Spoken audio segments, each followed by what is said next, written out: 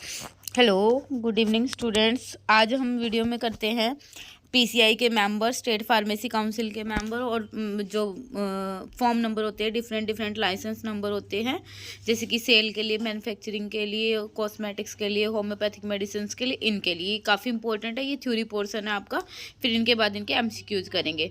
देखिए सबसे पहले क्या है हमारे पास, फार्मेसी काउंसिल ऑफ इंडिया, ठीक है। मेंबर्स है पीसीआई के, कि पीसीआई के हमारे पास कितने मेंबर होते हैं। देखिए यहाँ पे तीन क्लासिफिकेशन में पीसीआई हमारी डिवाइडेड है। फर्स्ट है इलेक्टेड वन, ठीक है, इलेक्टेड मेंबर्स होते हैं हमारे। सेकंड वन हमारे पास कौन से आते हैं, नॉमिनेटेड मेंबर्स आते हैं, ठीक है। और साथ के साथ हमारे पास क्या रहते हैं, इलेक्टेड, नॉमिनेटेड और एक्स ऑफिशियो मेंबर। जो इलेक्टेड मेंबर होते हैं ये 8 इन नंबर होते हैं। 6 मेंबर होते हैं आपके जो कि टीचर होते हैं, फार्मास्यूटिकल केमिस्ट्री से हो सकते हैं, इकोलॉजी से, कोग्नोसी से, ठीक है, ये यूजीसी इलेक्ट करती है। उसके बाद एक मेंबर होता है एमसीआई का, मेडिकल काउंसिल ऑफ इंडिया का, और एक मेंबर होता है आपका रजिस्टर्ड फार्मासिस्ट आरपी, ठीक है। रजिस्टर्ड फार्मासिस्ट होता है जो कि स्टेट का होता है, स्टेट काउंसिल इसको इलेक्ट करती है। इलेक्टेड के 8 मेंबर हो गए, 6 टीचिंग प्रोफेशन के, एक एमसीआई का, एक रजिस्टर्ड फार्मासिस्ट। अब हमारे पास 9 आते हैं नॉमिनेटेड मेंबर, ठीक है, जिनमें से जो 6 मेंबर होते हैं वो, जिनमें से मतलब एटलीस्ट 4 स्टूडेंट होने चाहिए जिनके पास डिग्री या डिप्लोमा हो फार्मेसी के अंदर। ये सेंटर नॉमिनेटेड वाले को कौन करते हैं, सेंट्रल गवर्नमेंट नॉमिनेट करती है, ठीक है। उसके बाद 2 मेंबर होते हैं, एक यूजीसी का होता है, एक एआईसीटी का होता है, ठीक है, यूनियन ग्रांट कमीशन का, और एक आपका रजिस्टर्ड फार्मासिस्ट होता है इस स्टेट का, जो कि स्टेट गवर्नमेंट ही इनको क्या करती है, इलेक्ट करती है। उसके बाद 3 मेंबर रहते हैं एक्स ऑफिशियो, काफ़ी इंपॉर्टेंट होते हैं, इनके नाम पता होने चाहिए कि भाई जो 3 पीसीआई में एक्स ऑफिशियो मेंबर कौन से रहते हैं। इनमें से एक एमसीक्यूज या एक क्वेश्चन पक्का बनता है, जैसे डायरेक्टर जनरल है हेल्थ सर्विस का, ये भी आपका किस में आएगा, ये भी आपका पीसीआई में आएगा। डायरेक्टर है सेंट्रल ड्रग लेबोरेटरी का, और ड्रग कंट्रोलर ऑफ इंडिया, ये सारा हमारा कौन सा आएगा, पीसीआई के मेंबर्स में आएंगे, ठीक है। क्लियर, दोबारा से रिवीजन करते हैं। पीसीआई में 8 इलेक्टेड मेंबर होते हैं, 9 नॉमिनेटेड होते हैं, 3 एक्स ऑफिशियो होते हैं। जो 8 इलेक्टेड मेंबर होते हैं इनके अंदर जो 6 होते हैं, इनमें से टीचर हो गए, एक आपका एमसीआई का मेंबर होगा, एक रजिस्टर्ड फार्मासिस्ट होगा आपका, ठीक है, और 6 मेंबर हो गए स्टूडेंट्स होंगे जो कि डिप्लोमा या डिग्री वाले होंगे, एक यूजीसी का, एक एआईसीटी का, और एक रजिस्टर्ड फार्मासिस्ट, ठीक है। बाकी 3 आपके एक्स ऑफिशियो है, जिसमें डायरेक्टर जनरल हो गया हेल्थ सर्विस का, डायरेक्टर हो गया सेंट्रल ड्रग लेबोरेटरी का, and drug controller of India हो गया, ठीक है। नेक्स्ट देखते हैं, ये आगे हम स्टेट फार्मेसी काउंसिल पे। अब हमने पहले पीसीआई के मेंबर किए थे, अब स्टेट फार्मेसी काउंसिल के मेंबर करेंगे एंड जॉइंट स्टेट काउंसिल के करेंगे। जो हमारा स्टेट फार्मेसी काउंसिल है, इसके अंदर जो मेंबर होते हैं जॉइंट स्टेट के, ये सारे ही कौन करते हैं, स्टेट गवर्नमेंट ऑर्गेनाइज करती है। और जो जॉइंट होती है उसमें क्या होता है, 2 या 2 से ज़्यादा स्टेट बना के स्टेट काउंसिल बनाएंगी। इनका जो ड्यूरेशन होगा 5 साल का होगा, ठीक है। और जो स्टेट काउंसिल होती है वो एक रजिस्ट्रार को अपॉइंट कर सकती है, जिसको सेक्रेटरी बोलते हैं। काफ़ी इंपॉर्टेंट है ये चीज़ भाई, जो स्टेट काउंसिल है वो एक रजिस्ट्रार मतलब अपॉइंट कर सकती है। रजिस्ट्रार कैसे काम करेगा, एज एन सेक्रेटरी, और इसी को ट्रेजर भी बोलते हैं, ठीक है। अब इनके मेंबर देखते हैं। जो स्टेट काउंसिल होता है, स्टेट काउंसिल में देखो इलेक्टेड मेंबर कितने हैं, 7 है, और हमारे पास वहाँ जो पीसीआई में कितने थे, 8 थे इलेक्टेड मेंबर, यहाँ पे 7 है। जिनमें से जो आपकी स्टेट के अंदर क्या है, रजिस्टर्ड 6 तो आपके रजिस्टर्ड फार्मासिस्ट होने चाहिए, उनमें क्या था टीचिंग प्रोफेशन के थे, इसमें रजिस्टर्ड फार्मासिस्ट होने चाहिए। एक मेंबर वही same medical council of India का होगा। और जॉइंट में क्या होगा, 3 से 5 रजिस्टर्ड फार्मासिस्ट हो गए, एक एमसीआई का इस स्टेट का मेंबर होगा, मतलब हर एक स्टेट, मान लो जॉइंट स्टेट में 2 या 3 स्टेट अगर मिलके जॉइंट स्टेट बना रही है, तो हर एक स्टेट में से एक एक एमसीआई मेंबर होगा, इलेक्ट होगा, ठीक है। अब आगे नॉमिनेटेड में, वहाँ पे 9 नॉमिनेटेड थे पीसीआई में, यहाँ पे देखिए 5 मेंबर होने चाहिए जिनके पास डिग्री या डिप्लोमा हो, और यहाँ पे जॉइंट में 2 या 4 मेंबर हो सकते हैं। क्लियर, नेक्स्ट देखते हैं एक्स ऑफिशियो मेंबर, ये काफ़ी इंपॉर्टेंट है, इनके दोनों में 3 है, बट नाम पता होना चाहिए कि कौन से है। जैसे कि जो स्टेट है, स्टेट में क्या है, मेडिकल ऑफिसर आएगा, वहाँ पे क्या थे, डायरेक्टर जनरल थे हेल्थ सर्विस के, ड्रग कंट्रोलर थे, ठीक है। अब यहाँ पे मेडिकल ऑफिसर है, सबसे अलग है ये, ठीक है, स्टेट में। और दूसरा ऑफिसर इंचार्ज है ड्रग एंड कॉस्मेटिक एक्ट 1940 का, और एक गवर्नमेंट एनालिस्ट होगा, एक मेडिकल ऑफिसर, एक गवर्नमेंट एनालिस्ट, और एक आपका ऑफिसर इंचार्ज है ड्रग कॉस्मेटिक का, ठीक है। अब आगे जॉइंट स्टेट का, जॉइंट स्टेट में क्या है, चीफ एडमिनिस्ट्रेटिव मेडिकल ऑफिसर है पार्टिसिपेटिंग स्टेट का, मतलब जो भी स्टेट पार्टिसिपेट कर रहा है उनका एक तो मेडिकल ऑफिसर मेडिकल ऑफिसर का चीफ एडमिनिस्ट्रेटिव होगा, मतलब वही मेडिकल ऑफिसर होगा। एक ड्रग कंट्रोल ऑर्गेनाइजेशन का ऑफिसर इंचार्ज और एक गवर्नमेंट एनालिस्ट होगा हर स्टेट का। क्लियर, ये थे आपके स्टेट एंड जॉइंट का। अब आ जाए DTAB पे। DTAB क्या है? Drug technical advisory board. ये भी काफ़ी इंपॉर्टेंट है। और DTAB को सेंट्रल गवर्नमेंट कॉन्स्टिट्यूट करती है, PCI को भी सेंट्रल गवर्नमेंट करती है, और जो आपकी स्टेट फार्मेसी काउंसिल है और जॉइंट है उसको स्टेट करती है। अब आए इसके मेंबर्स पे। DTAB में टोटल हमारे पास 18 मेंबर होते हैं। 8 एक्स ऑफिशियो के मेंबर हैं, 5 आपके नॉमिनेटेड मेंबर हैं और 5 आपके इलेक्टेड मेंबर हैं। ठीक है, 8 एक्स ऑफिशियो के हैं। अब की बार ना एक्स ऑफिशियो मेंबर DTAB में सबसे ज़्यादा है 8। वहाँ पे कितने थे? 3-3 थे, PCI में भी, स्टेट में भी, जॉइंट में भी। क्लियर। अब देखते हैं इनके नाम, देख लेते हैं कि कौन से हैं। एक्स ऑफिशियो मेंबर है DTAB drug technical advisory board के। एक तो क्या है? डायरेक्टर जनरल है हेल्थ सर्विस का। जो हेल्थ सर्विस का डायरेक्टर जनरल है वो चेयरमैन की तरह काम करेगा।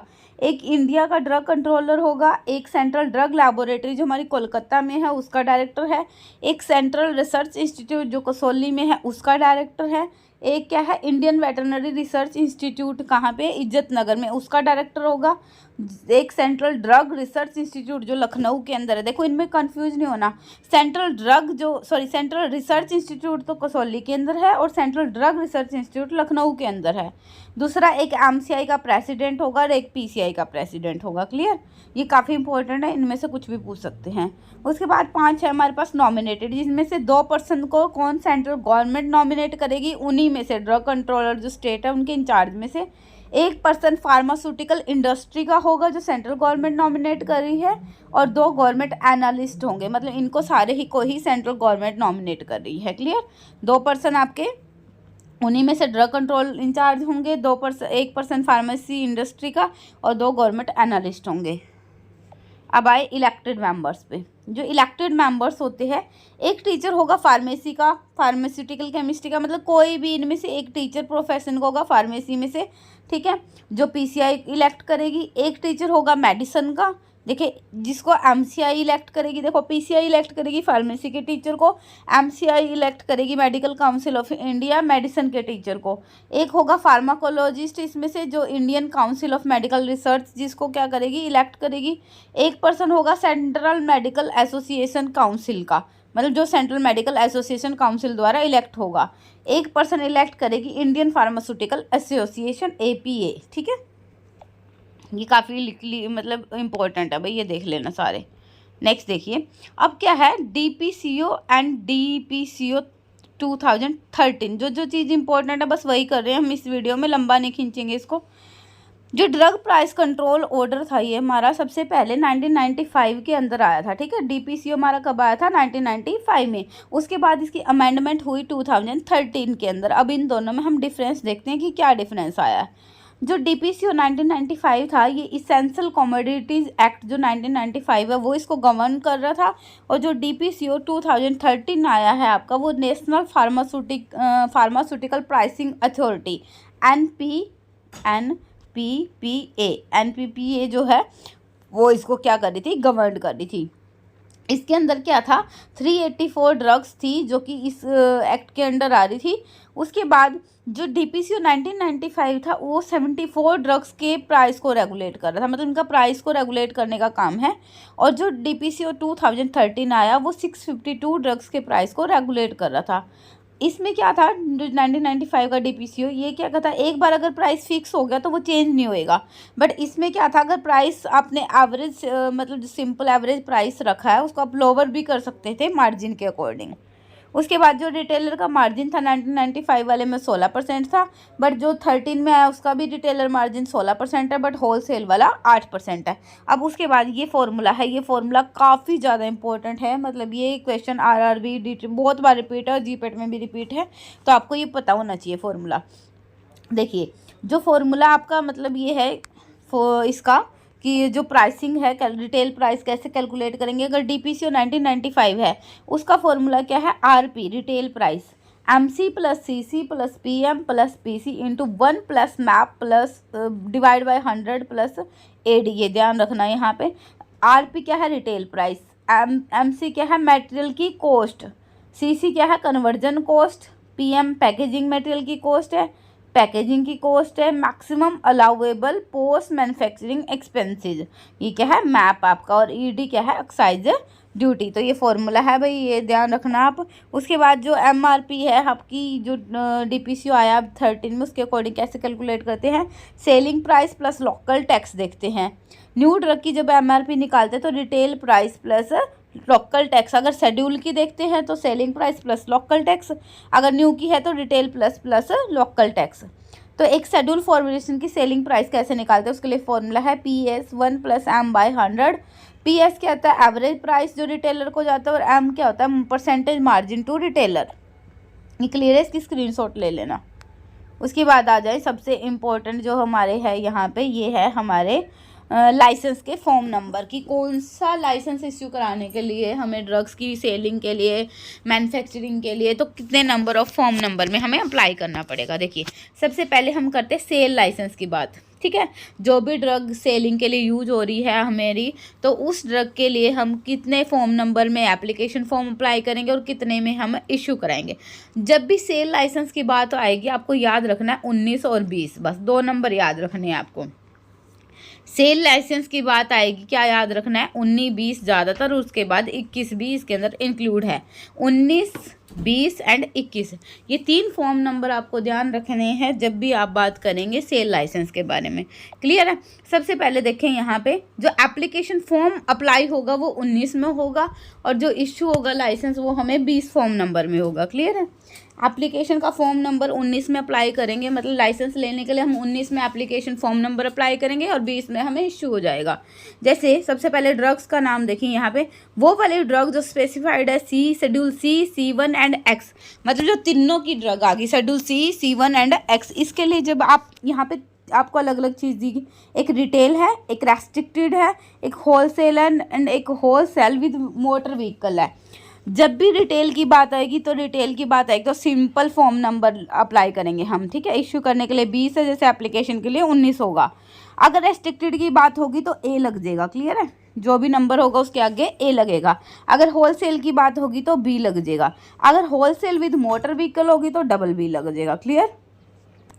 अब देखते हैं, देखिए जो ड्रग्स है स्पेसिफाइड है हमारी schedule C, C1 and X के अंदर, ठीक है। C, C1 और X वाली याद रखना, schedule C, C1 and X वाली, और सेल वाला लाइसेंस होगा।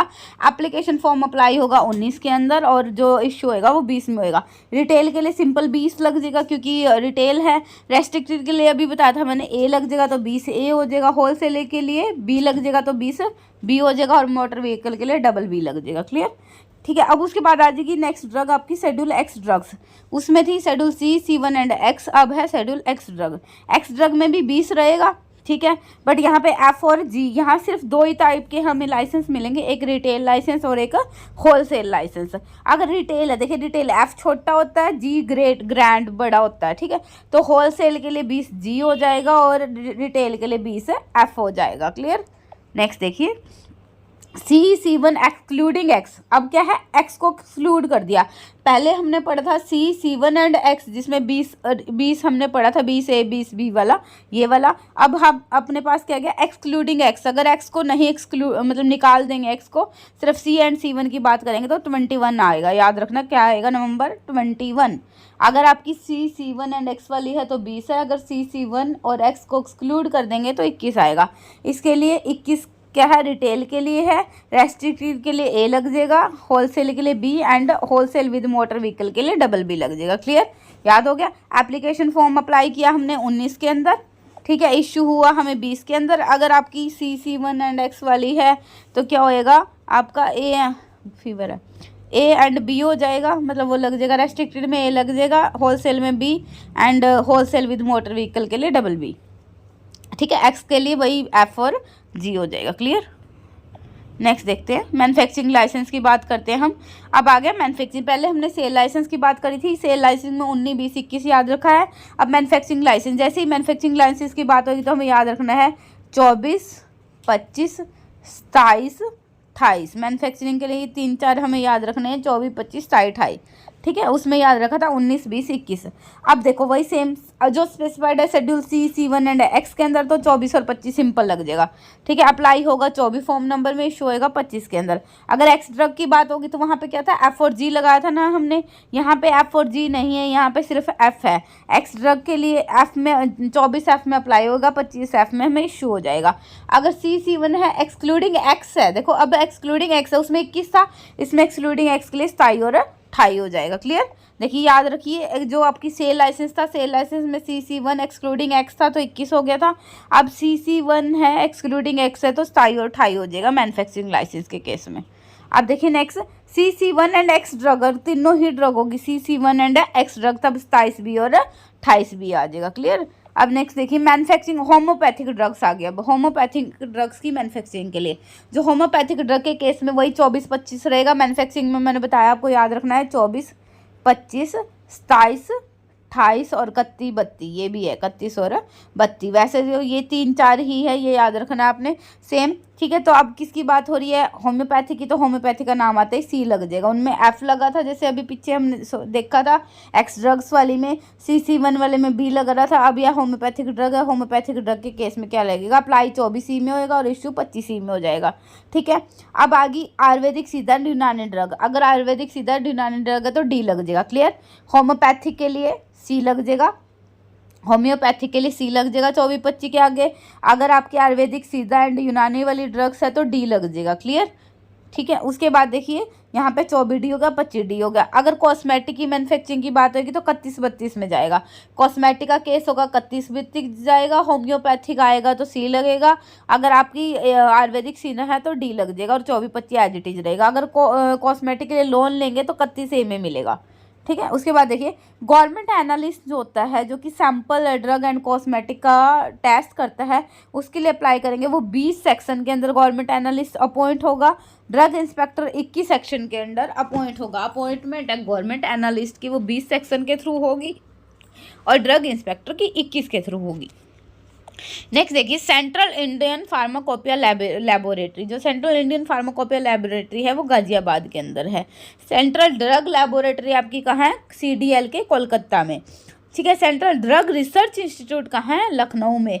और सेंट्रल रिसर्च इंस्टीट्यूट कहाँ है आपका, कसौली में। ठीक है, नेक्स्ट देखिए उसके बाद आगे application form to be filled for repackaging of medicine other than schedule C, C1 and X। अब किसकी बात कही है इसने, कि जो रीपैकेजिंग की लाइसेंस है, अगर C, C1 एंड X के अलावा है तो उसमें 24B में एप्लीकेशन फॉर्म जाएगा उसका। एप्लीकेशन लाइसेंस के लिए टू इम्पोर्ट, अब इम्पोर्ट का लाइसेंस की बात हो रही है, किसके लिए, इम्पोर्ट के लिए। हमने पहले सेल का देखा, मैन्युफैक्चरिंग का देखा 19, 20, 21 और 24, 25 और 27, 28, 31, 32। अब हम देख रहे हैं किसका, जो इम्पोर्ट है, शेड्यूल X ड्रग। अगर मतलब इम्पोर्ट की बात चल रही है, अगर शेड्यूल X की ड्रग है और उसकी इम्पोर्ट की बात करेंगे तो यहाँ पे याद रखना, 8, 10 इम्पोर्ट के लिए याद रखें। अब मैं बताऊंगी शेड्यूल C और उसके लिए कौन सी होगी, बस याद रखना। जब भी इम्पोर्ट की बात होगी तो आपको फॉर्म नंबर 8, 10 और 12 ये याद रखना है। कौन सा 8, 10, 12। जैसे उसमें याद करा था हमने कौन सा 19, 20, 21 और उसमें 24, 25, मैन्युफैक्चरिंग में 24, 25, 27, 28, 31, 32। अब बात आ रही है इम्पोर्ट की। इम्पोर्ट के केस में 8, 10, 12, सेल के केस में 19, 20, 21। ठीक है, अब सबसे पहले देखिए इसने बोला कि अगर शेड्यूल X की ड्रग आपको इंपोर्ट करनी है, शेड्यूल X ड्रग, तो फॉर्म नंबर 8A, 8 के आगे A लग जाएगा। ठीक है, शेड्यूल X में क्या लग जाएगा, 8 के आगे A लग जाएगा। अगर हमें लाइसेंस इश्यू करना है, ये एप्लीकेशन के लिए, कि एप्लीकेशन फॉर्म अप्लाई करने के लिए शेड्यूल X ड्रग की इंपोर्ट के लिए तो 8A लगेगा। अगर इश्यू करना है लाइसेंस तो 10A लग जाएगा। 8 और 10, 12 मैंने 3 चीज़ बताई ना, 8 याद रखना है, 10 और 12। अगर आपको मतलब एप्लीकेशन फॉर्म अप्लाई करना है इंपोर्ट के लिए तो 8A लग जाएगा। अगर लाइसेंस इश्यू कराना है तो 10A हो जाएगा। क्लियर, A लग जाएगा बस इसके आगे। उसके बाद एप्लीकेशन और लाइसेंस के लिए import drug accept schedule X। अब शेड्यूल X को एक्सेप्ट कर दिया हमने, शेड्यूल X को छोड़ के। अगर शेड्यूल X को छोड़ के होएगा तो सिंपल 8 और 10 याद रखना है। अगर शेड्यूल X की ड्रग को इंपोर्ट और लाइसेंस कराना है तो A लगा देंगे दोनों के आगे। अगर सिंपल शेड्यूल X को छोड़ना है तो 8 और 10 एज इट इज रहेगा। क्लियर, उसके बाद देखिए application for import of small quantity of drug, अगर स्मॉल क्वांटिटी ऑफ ड्रग हमें इम्पोर्ट करनी है तो उसके लिए एप्लीकेशन फॉर्म 12A लग जाएगा, अगर मतलब हमें लाइसेंस इशू कराना है तो 12B लग जाएगा। क्लियर हो गया? दोबारा देखिए इंपोर्ट के लिए याद रखना है 8, 10 और 12। अगर नॉर्मल इंपोर्ट कराना है एक्स ड्रग को छोड़ के तो आपको क्या करना है 8 और 10। 8 में एप्लीकेशन फॉर्म अप्लाई करोगे, 10 में इशू हो जाएगा लाइसेंस। अगर आपको एक्स ड्रग के लिए इंपोर्ट कराना है तो 8A हो जाएगा और 10A हो जाएगा। क्लियर? अगर स्मॉल क्वांटिटी ऑफ ड्रग का करना है तो 12A में एप्लीकेशन फॉर्म हो जाएगा और 12B में उसका इम्पोर्ट का लाइसेंस मिल जाएगा। क्लियर? अब देखिए एप्लीकेशन फॉर्म नंबर की बात करते हैं। एप्लीकेशन फॉर ग्रांट और रिन्यूअल ऑफ अब सेल, यहाँ पे देखना सेल के लिए हो गया ना, स्टॉक के लिए हो गया, डिस्ट्रीब्यूट करने के लिए अदर देन शेड्यूल एक्स को छोड़ के तो 19 में एप्लीकेशन फॉर्म हम अप्लाई करते हैं। ठीक है, अब उसके बाद दूसरा एप्लीकेशन है ग्रांट के लिए, रिन्यूअल के लिए, रेस्ट्रिक्टेड लाइसेंस के लिए, तो क्या होगा 19A में अप्लाई, A किसके लिए लगता है? रेस्ट्रिक्टेड के लिए। 19A में अप्लाई करेंगे और 20A में हमें इशू हो जाएगा। ठीक है, अगर शेड्यूल एक्स ड्रग की बात करेंगे तो शेड्यूल एक्स ड्रग के लिए अप्लाई करेंगे 19C के अंदर हम। ठीक है, रिटेल एंड होल सेल के लिए तो अकेला 19 आ जाएगा। मोटर व्हीकल के लिए 19AA आ जाएगा, AA मोटर व्हीकल के लिए इसमें। ठीक है, उसके बाद देखिए होम्योपैथी के केस में क्या आएगा 19B and 20C। Clear? Next देखिए होम्योपैथिक ड्रग के लिए 19B में अप्लाई होएगा और जो डिटेल लाइसेंस इशू हो जाएगा वो 20C में होएगा। ठीक है, होलसेल के लिए 20D में हो जाएगा और रिन्यूअल है जो लाइसेंस का वो 20E में हो जाएगा। क्लियर? अब आपके पास यहाँ पे कुछ चैप्टर्स है ड्रग एंड कॉस्मेटिक एक्ट के, ये सारे आपके लाइसेंस फॉर्म नंबर हो चुके हैं। इनको एक कॉपी पे लिख लेना, पेज पे लिख लेना, 1-2 बार पढ़ोगे रिवाइज करोगे तो याद हो जाएगी। ठीक है, ड्रग एंड कॉस्मेटिक एक्ट हमारा 1940 में आया था, रूल्स 1945 में आए थे। इसके अंदर कितने हैं आपके 5 चैप्टर है। ठीक है, कितने 5 चैप्टर हैं। फर्स्ट चैप्टर में इंट्रोडक्शन आता है, सेकंड में बॉडीज आती है जैसे DTAB वगैरह होगी आपकी PCI, और थर्ड के अंदर क्या है इंपोर्ट है ड्रग एंड कॉस्मेटिक एक्ट का, इंपोर्ट है ड्रग एंड कॉस्मेटिक का, एंड फोर्थ में क्या है manufacture sale distribution drug and cosmetic का। 4A में क्या है प्रोविजंस है जो आयुर्वेदिक सीधा एंड यूनानी ड्रग से रिलेटेड है। 5 में मिसलेनियस आती है। ठीक है, अब ये देखिए कुछ सेक्शन 5, 6, 7 ये सेक्शन है और 5 सेक्शन में DTAB के बारे में आता है, 6 में सेंट्रल ड्रग लेबोरेटरी के बारे में आता है, 7 में ड्रग कंसल्टेटिव कमेटी के बारे में आता है। तो ये काफ़ी इंपॉर्टेंट टॉपिक्स थे जो मैंने आप लोगों को कराए हैं। ठीक है, इनकी आप स्क्रीनशॉट भी ले सकते हैं और साथ के साथ अपनी कॉपी पे कहीं भी इनको नोट डाउन कर लेना। ठीक है, 1-2 बार इसको पढ़ोगे आप याद करोगे तो बहुत ईजिली ये फॉर्म नंबर आपको याद हो जाएंगे और ये काफ़ी ज़्यादा इंपॉर्टेंट है भाई। मतलब इनमें से 1-2 क्वेश्चन पक्का आएगा। अगर आपको फॉर्म नंबर वगैरह की ट्रिक याद है तो आप इजीली इसको कर लोगे। अगर कोई भी कंफ्यूजन है इससे रिगार्डिंग तो आप कमेंट बॉक्स में मैसेज कर देना। लाइव क्लासेस की मैंने इसलिए नहीं ली, मेरे को फीवर और कोल्ड हो रहा है वायरल, इस वजह से मैं लाइव नहीं ले पा रही हूँ। ठीक है, मैं आपको फिर भी जो भी डाटा है हो सकता है वो प्रोवाइड कर रही हूँ। कोई भी आपको प्रॉब्लम हो किसी भी बच्चे को तो आप कमेंट बॉक्स में मैसेज कर देना। Thank you, have a great day. और मैंने टेलीग्राम का लिंक इस वीडियो के एंड में डालूंगी डिस्क्रिप्शन में, और प्रीवियस वीडियो के भी डिस्क्रिप्शन में डाल दिया। जिसको भी नोट्स चाहिए PDF चाहिए आप टेलीग्राम लिंक से ज्वाइन कर लो टेलीग्राम चैनल को, मैं वहाँ पे सबको PDF वगैरह प्रोवाइड कर दूंगी नोट्स की। Thank you, have a great day.